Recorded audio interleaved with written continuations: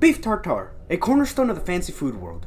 Often served at high-end restaurants, prepared by some really skilled chefs. A truly delicate dish, smooth and delicious.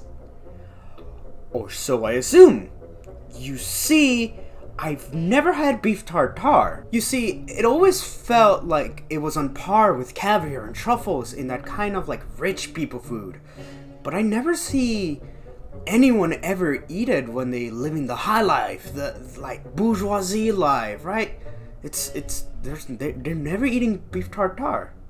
And that got me wondering, what is a tartare? I mean, it looks like a raw piece of beef with egg on top. Like, that couldn't be right? Like, it's a French dish. No way the great French cooks of history would have allowed that. So I decided to do some research. I mean, I always assumed it was some form of ceviche, like the fish dish. You know, you put lemon on the fish and it cooks through the citric acid. But it still kind of looks raw, but it's still edible. It had to be, right? Like, there's no way it would just be raw beef. But as it turns out, it is raw beef and raw egg. So what is happening? Why are rich people eating raw beef and raw egg? I mean, I just have to assume that it used to be a poor person's meal, and now it's being taken by the rich people like it always has in food history. And upon further research, it turns out I was right.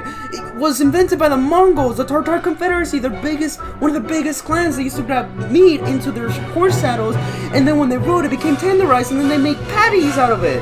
But as it turns out, to my absolute surprise, that might have not even been true.